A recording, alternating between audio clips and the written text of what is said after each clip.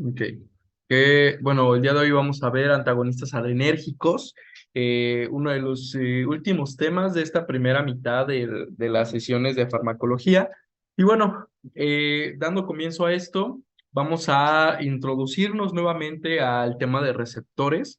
Este punto es importante para poder entender pues, los mecanismos de función, efectos adversos e indicaciones de los medicamentos que vamos a ir viendo a lo largo de la sesión. Entonces, efectos farmacológicos, especialmente, ya habíamos hablado que los medicamentos que nosotros vamos a administrar, tanto agonistas como antagonistas del sistema simpático y parasimpático, van a ser medicamentos que potencializan o bloquean alguna función ya previamente creada. Entonces, para recordar efectos alfa 1, específicamente el que más debemos recordar, digo, vamos a tener que hay muchos efectos, pero el que más podemos recordar para efectos prácticos es el de vasoconstricción periférica, ¿ok? También los efectos alfa 1 a nivel cardíaco generan un efecto inotrópico, pero es más evidente y marcada la contracción de las arterias periféricas, ¿ok? Efecto alfa 2 se va a centrar precisamente en inhibir la neurotransmisión. Recordemos que los receptores alfa 2 son receptores de tipo proteína, proteína I, entonces son inhibitorias en su mayoría. Los efectos beta van a ir indicados más a la función cronotrópica e inotrópica positiva del corazón, entonces los vamos a encontrar más ahí o lo podemos ubicar más, lo asociamos más a efectos cronotrópicos e inotrópicos positivos.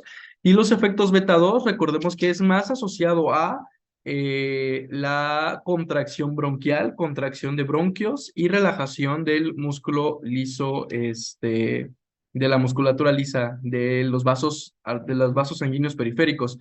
A pesar de que los efectos o a pesar de que los receptores beta 2 son asociados a proteína GS, que son proteínas excitatorias, recordemos que la liberación de sodio y calcio de esta proteína y de estos receptores es lo que le confiere, digamos, la hiperpolarización de algunas, del endotelio vascular, lo que evita que se contraiga de manera constante como los efectos alfa 2. Entonces, alfa 1, contracción de musculatura lisa de arterias periféricas, alfa 2, inhibición de la neurotransmisión, beta 1, cronotrópico y neurotrópico positivo, beta 2, contracción bronquial y dilatación arterial periférica.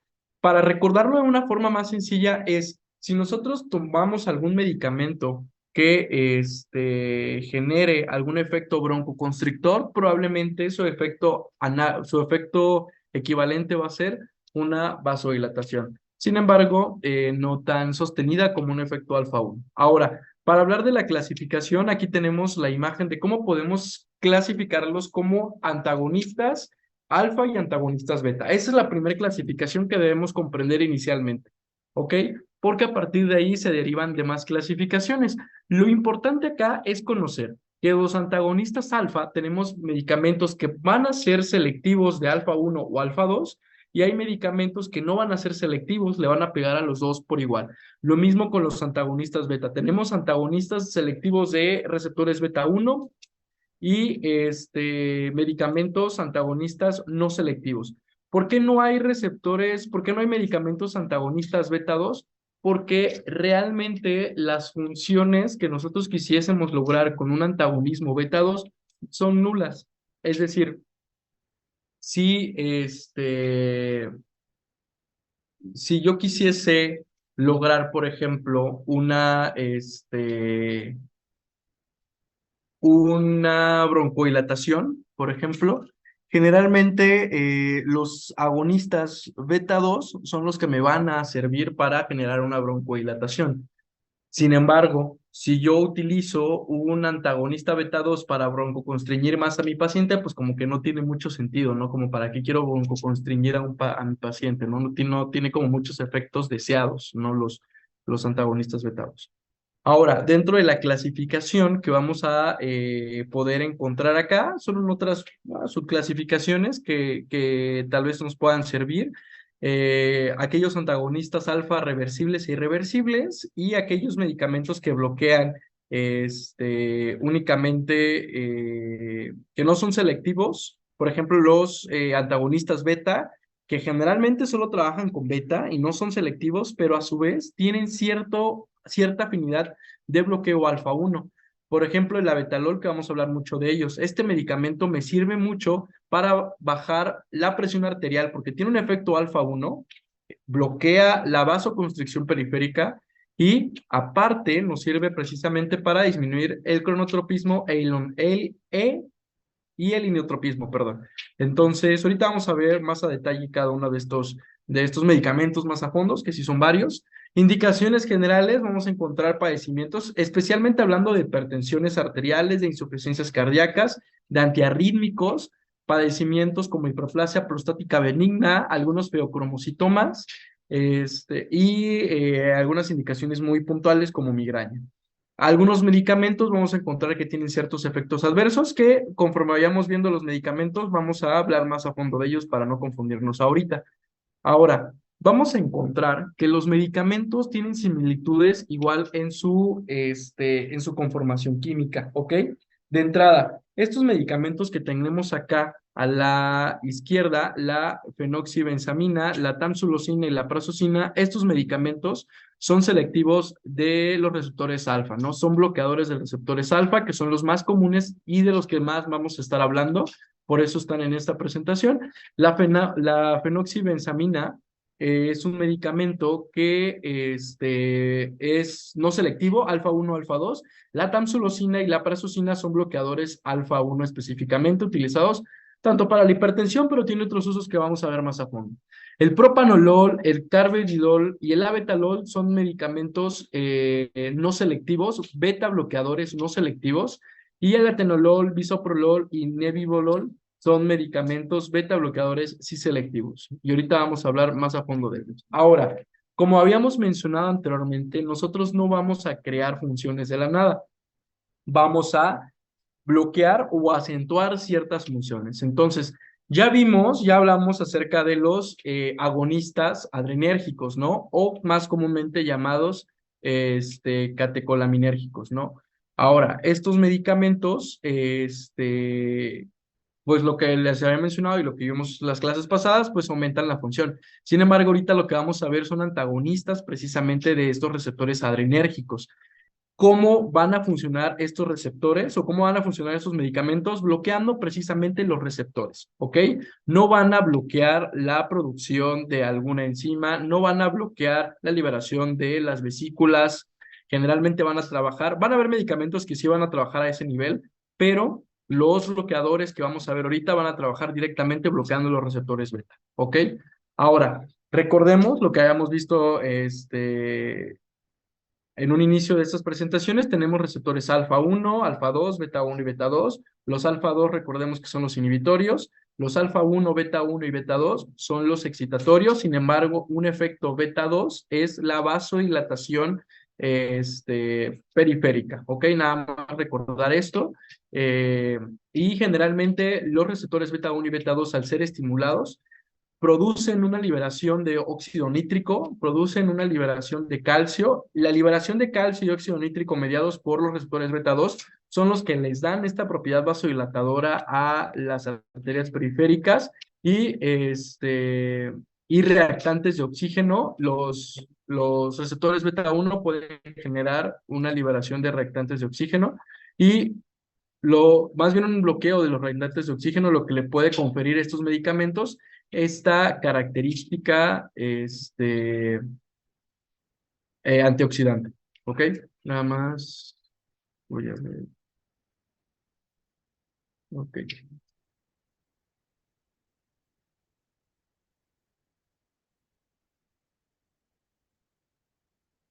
muy bien.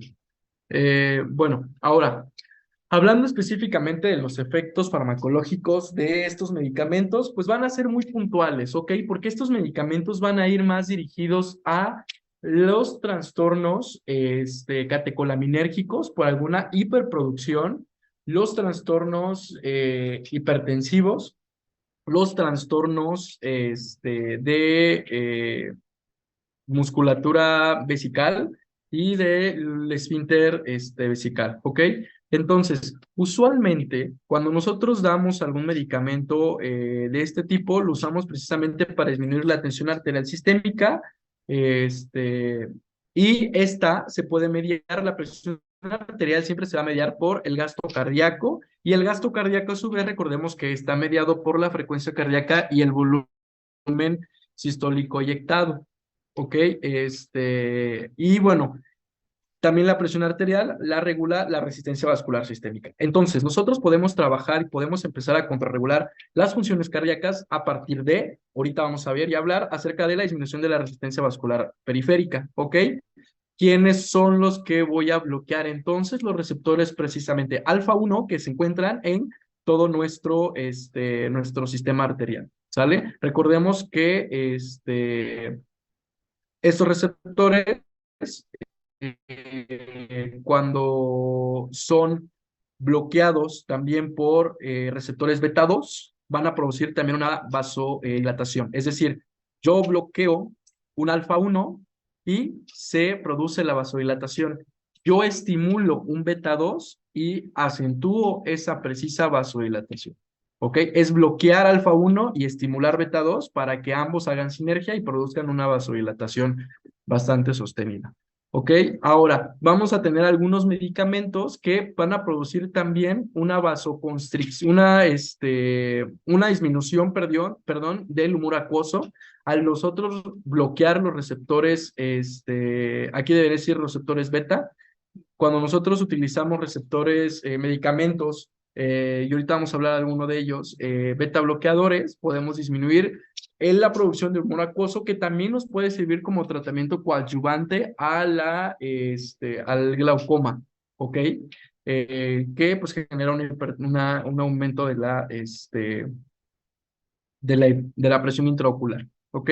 Ahora, ¿qué otros efectos pueden llegar a tener estos medicamentos alfa bloqueadores? Porque ahorita nada más nos vamos a enfocar, bueno, en los efectos alfa. Nos puede producir también una disminución de la contractibilidad uterina. Resulta que lo que estábamos hablando en la clase pasada, que les pedí, les iba a explicar en esta sesión, es que el útero tiene receptores alfa y tiene receptores beta, ¿ok? Los receptores alfa lo que van a producir es una relajación, sí, una relajación de la musculatura uterina, y los receptores beta 2 lo que van a producir es lo contrario, una constricción precisamente de la musculatura uterina. Muy contraria a lo que hace en el sistema, en el resto del sistema periférico, que usualmente los receptores alfa hacen la contracción y los receptores beta hacen la dilatación. A nivel uterino, los receptores alfa son los que producen la relajación y los beta son los que producen la contracción. Entonces, hay medicamentos alfa bloqueadores que podemos utilizar como uterotónicos, es decir, bloqueamos al receptor alfa para que no esté relajado y dejamos que el receptor beta 2 haga su trabajo, lo que produciría una contracción uterina más prolongada. Por eso algunos medicamentos los podemos utilizar como uterotónicos, es decir, para pacientes que queremos producirle algún tipo de aumento en contractibilidad uterina para un manejo de trabajo de parto, pues podemos utilizar algunos uterotónicos para que el paciente pueda dar a luz a su bebé, ¿no? Y hay medicamentos, por ejemplo, la tamsulosina es un ejemplo, que es un alfa 1 bloqueador, lo que produce que a nivel vesical se relaje, digamos, la uretra, imaginemos que va a ser un conducto que se va a relajar, se va a dilatar, y la musculatura de la vejiga se va a contraer, lo que va a propiciar que la dilatación ureteral produzca un aumento del flujo de salida y la contracción de la musculatura vesical aumentará la presión interna para que el paciente pueda orinar mejor en trastornos como hiperplasia prostática benigna. ¿Ok? Ahora, hablando ya específicamente de la clasificación de cada uno de estos medicamentos, recordemos, van a ser los alfa 1 selectivos, alfa 1 y alfa 2 selectivos, alfa 2 selectivos y los no selectivos, ¿ok? Pero vamos a hablar primeramente de los alfa 1 selectivos. El medicamento de primera línea que sí o sí nos tenemos que aprender de memoria va a ser la tamsulosina, que es esta, y la ergotamina, ¿ok? La tamsulosina, ya habíamos hablado que lo usamos principalmente para la hiperplasia prostática benigna. Generalmente cada uno de estos medicamentos va de 0.1 a 1 miligramo o en el caso de la ergotamina que se utiliza más para migrañas, de 6 miligramos, ¿ok? Su tiempo de administración usualmente es una vez al día y su vida media depende y varía de cada uno de los medicamentos, va de 22, 18 o en caso de la ergotamina 3.5, 3 horas y media, ¿no? Entonces, hablando precisamente de estos medicamentos, van a tener diferentes efectos, nos vamos a centrar en la tamsulosina. Si nosotros dirigimos nuestra mirada en este diagrama, la tamsulosina y la prazosina también, que es otro de los medicamentos alfa 1, son medicamentos que precisamente bloquean la musculatura, bloquean los receptores que hacen que la uretra se pueda dilatar, por así mencionarlo, o evitar más bien la contracción. No se dilata, evita la contracción, ¿ok? Y esto produce precisamente un aumento en el flujo para pacientes que tienen la próstata aumentada de tamaño. También hay otros medicamentos muscarínicos, por ejemplo, la tolterodina, que no es muy comerciado, pero sí la oxibutinina. Estos medicamentos lo que producen es digamos, un bloqueo de los receptores muscarínicos, lo que produce también una contracción sostenida de la vejiga y que pueda salir más la pipí. ¿Ok? Ahora, hay otros medicamentos, como el finasteride y, y el durasteride. Estos medicamentos generalmente ayudan inhibiendo la metabolización de la testosterona, de dihidroxitestosterona a testosterona como tal, y esto puede ayudar precisamente a que, pues, al ser la próstata un órgano que tiene muchos receptores de testosterona, al inhibir esta conversión, precisamente ayuda a que la próstata no se crezca como de tamaño, ¿no? Entonces, al inhibir esta enzima, la 5-alfa reductasa, que convierte la dihidroxitestosterona a testosterona, pues evita que haya tanto crecimiento prostático, ¿ok?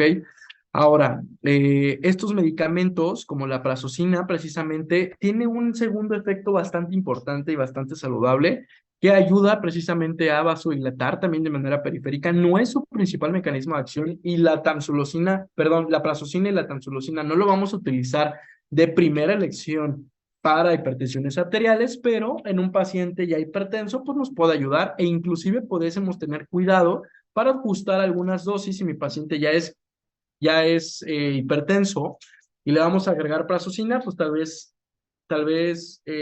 pues reconfigurarle la dosis de antihipertensivo que previamente estaba utilizando. Ahora, también se encontró que la prazosina y la tamsulosina tienen bastantes efectos protectores lipídicos, es decir, aumenta el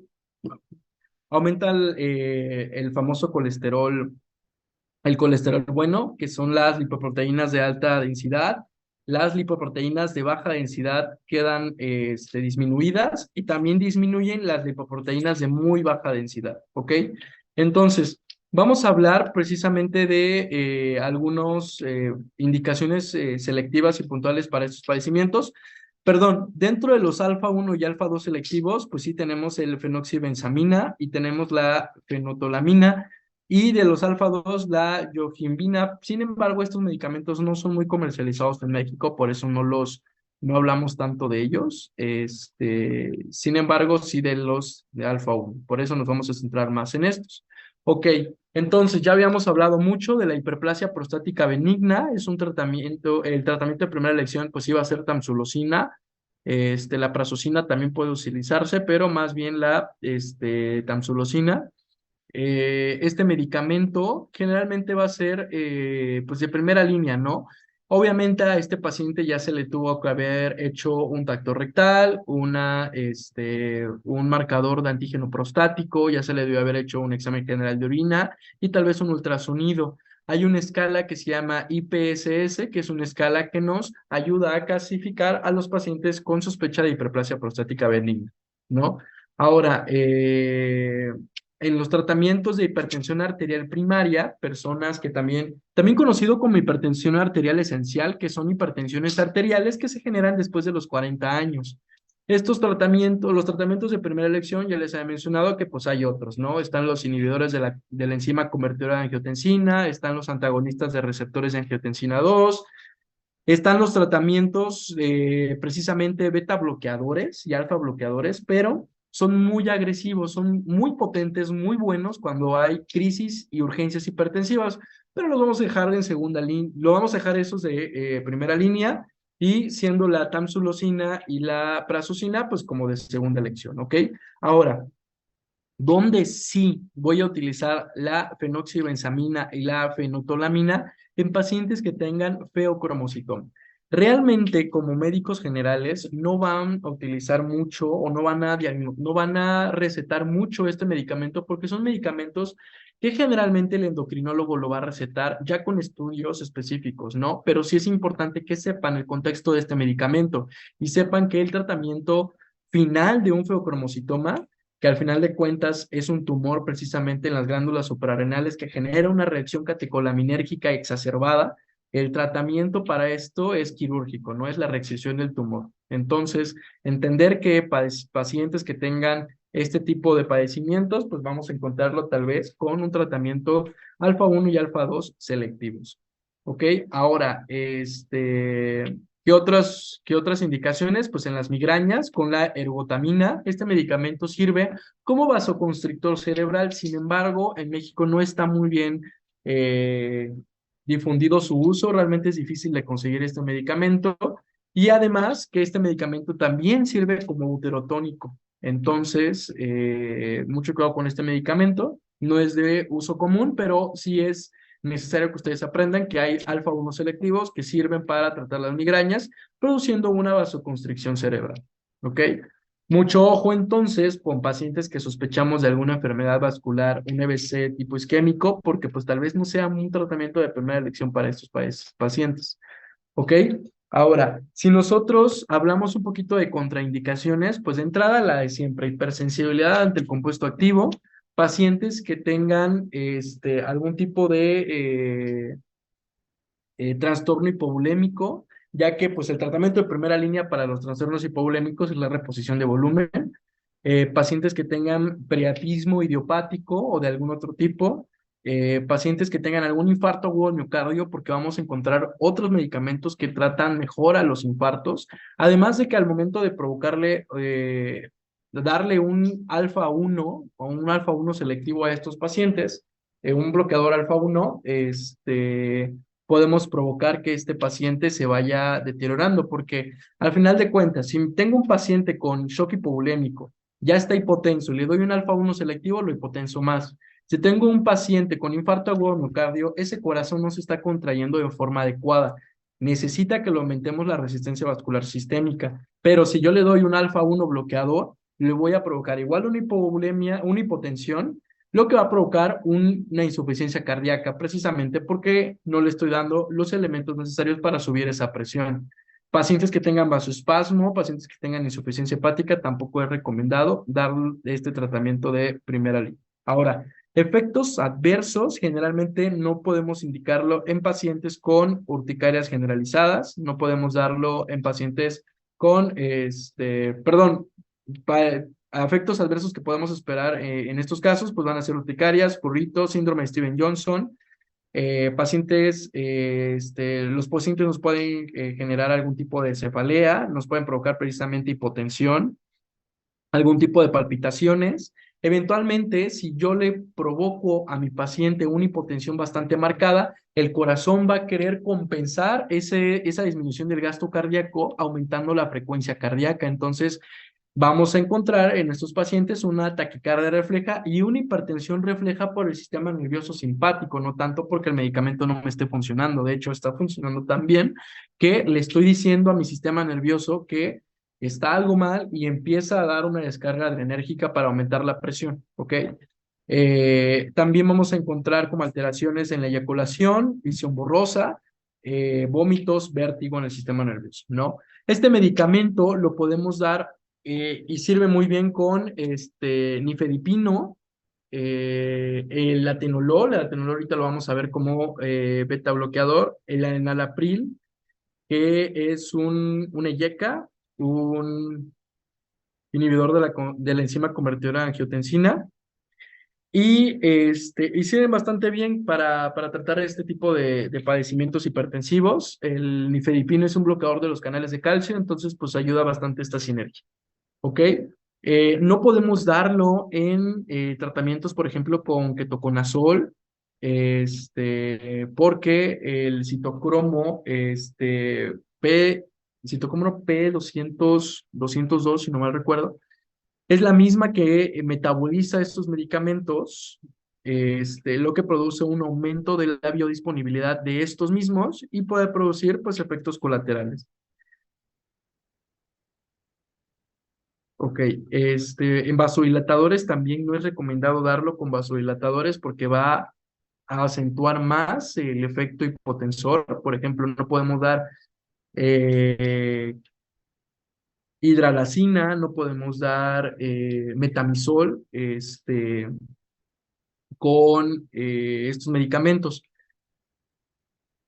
Y warfarina, diuréticos, porque también se metabolizan con el citocromo P450, entonces va a aumentar la biodisponibilidad de estos medicamentos.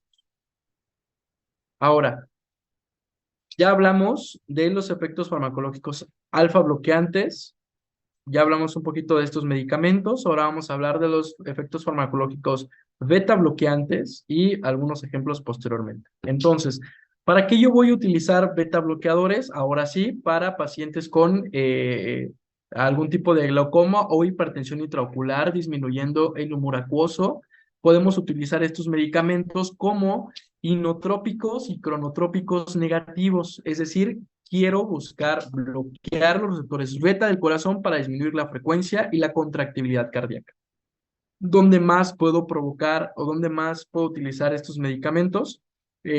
También los podemos utilizar este, en caso de pacientes, por ejemplo, que tenga algún tipo de hipertensión arterial secundario a un aumento de digamos, del uso o de la reactividad del sistema renina-angiotensina-aldosterona. Ahorita vamos a hablar acerca de ello más a fondo.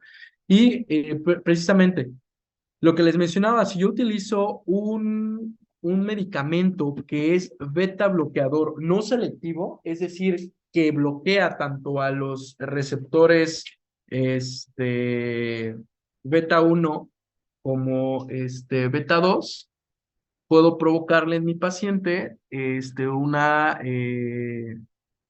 un poquito de broncoconstricción. Entonces, una de las contraindicaciones para utilizar un fármaco beta bloqueador es, por ejemplo, pacientes con asma, pacientes con exacerbaciones de POC, serían una de las contraindicaciones. También los efectos beta bloqueadores a nivel hepático puede provocar no provocan hipoglucemia directamente, pero disminuyen la respuesta en la liberación de glucógeno por parte del hígado, lo que predispone una respuesta lenta ante las hipoglucemias de los pacientes. Por eso, mucho ojo si tengo un paciente con un beta bloqueador y además es diabético en tratamiento con algún tipo de insulina, ¿no? Porque no se acuerdan si tomaron o no su medicamento, entonces pueden sobredosificarse con esto, no se acuerdan que comieron, no les dio hambre y caen en hipoglucemia por el efecto beta bloqueador. Entonces, mucho ojo con estos medicamentos. ¿Dónde más puedo utilizar estos medicamentos? En las insuficiencias cardíacas congestivas. También los podemos utilizar algunos medicamentos como antiarrítmicos, y ahorita vamos a hablar un poquito más de ello. También podemos utilizar estos medicamentos como en anginas de rebote, es decir, pacientes que hayan sufrido por algún infarto y el cuerpo y el corazón trata de compensar esta falla cardíaca con un aumento de la presión arterial. Nosotros podemos utilizar estos medicamentos para contrarrestar este problema. ¿Ok? Ahora, intoxicaciones por estos medicamentos nos puede dar hipotensión, nos puede dar algún tipo de bradiarritmia, es decir, algún tipo de bloqueo, inclusive bloqueo auriculoventricular de primero, segundo, tercer grado. Podemos encontrar también un ensanchamiento del QRS que se vendría a traducir como una disminución de la despolarización ventricular. Puede provocar convulsiones, depresión en su manejo aumentado, hipoglucemia y broncoespasmo. Vamos a hablar acerca de las indicaciones inclusive psiquiátricas para los manejos de estos fármacos beta bloqueadores. Ok, entonces, ¿qué vamos a recordar hasta este punto? Hay que recordar algo importante acerca de precisamente el sistema renina-angiotensina-aldosterona y cuáles son los mecanismos de autorregulación para la nivelación de la presión arterial. Entonces, dijimos que la presión arterial tiene su regulación a partir del gasto cardíaco y de la resistencia vascular periférica. Entonces, a mayor resistencia vascular periférica, aumenta la presión arterial. O a mejor gasto cardíaco, mejora la presión arterial. ¿Quién mejora la presión arterial? El volumen sistólico de eyección y la frecuencia cardíaca. Entonces, si somos muy específicos, ¿cuáles son los tres? Y ya lo habíamos mencionado en clase. ¿Cuáles son los tres elementos que regulan la presión arterial? El volumen de eyección sistólica, la frecuencia cardíaca y la resistencia vascular periférica. Estos tres regulan la presión arterial de manera directa. Ahora, de manera indirecta tenemos precisamente el sistema renina-angiotensina-aldosterona. ¿Cómo funciona de manera muy rápida el sistema renina-angiotensina-aldosterona? Nosotros en el callado aórtico tenemos algunos vasoreceptores que informan a nuestro sistema nervioso central precisamente cómo están las perfusiones tisulares en todo el cuerpo. Entonces, al momento de detectar una disminución de las mismas, le informa a su centro integrador en el sistema nervioso central que existe una disminución de la presión arterial y a partir de la línea simpática, que es de la que estamos hablando todas estas últimas clases, le dice tanto a este nivel renal, le pide que haya un aumento precisamente de renina, ahorita vamos a hablar de ella, le pide a la médula suprarrenal una liberación de noradrenalina que tiene un efecto alfa 1 a nivel de vasos periféricos y lo que provoca una vasoconstricción periférica. Ahora, ¿la renina qué hace? La renina viaja precisamente a los pulmones para convertir el angiotensinógeno a angiotensina 1 y este angiotensina 1 a partir de la enzima convertidora de angiotensina se convierte a angiotensina 1 a angiotensina 2, ¿ok? Recordemos que es aquí donde trabajan los IECAs como el captopril, inhibiendo esta enzima convertidora de angiotensina 1 a angiotensina 2. Ahora, la angiotensina 2 por sí misma tiene un efecto vasoconstrictor bastante potente. Entonces, esta angiotensina 2 viaja a los vasos periféricos para provocar una vasoconstricción, viaja hacia los túbulos contorneados proximales de los glomérulos para provocar una reabsorción de sodio. Y esto se lo deben saber de base. Donde va sodio, va agua. Entonces, provoca una reabsorción de sodio, se provoca una reabsorción de agua y provoca un aumento del volumen precisamente de la precarga, del volumen en general que tiene el cuerpo para eyectar líquidos. Entonces, estas son las formas en las que el sistema renina-angiotensina-aldosterona trabaja y es aquí donde En este sistema podemos encontrar algunos lugares donde yo puedo contrarrestar con fármacos beta bloqueadores la respuesta enérgica del sistema nervioso simpático para el aumento de la presión. Ejemplo, si yo le doy un beta 1 bloqueador, le puedo provocar una disminución del inotropismo, entonces la contractibilidad cardíaca disminuye, por lo tanto la presión arterial disminuye. Si le doy también un fármaco beta 1, le puedo provocar una disminución de digamos, de la producción o de la liberación de renina, lo que provoca precisamente una disminución previa al sistema renina-angiotensina-aldosterona de llevarse a cabo la misma. Entonces tenemos estos mecanismos de acción. Ahora, si nosotros,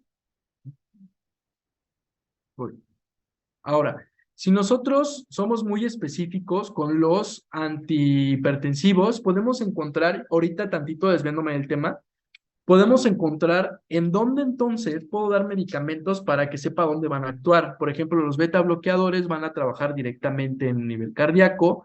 Los calcio antagonistas, que no lo hemos visto y es otro tema, eh, estos medicamentos actúan disminuyendo digamos, la captación del calcio en los vasos sanguíneos periféricos, lo que produce que no se lleve precisamente esta adhesión de los complejos actina-miosina necesarios para la contractibilidad de cualquier tipo de músculo.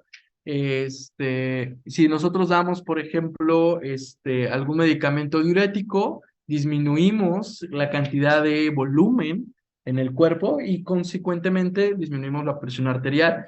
Si nosotros utilizamos un IECA, disminuimos o bloqueamos la enzima que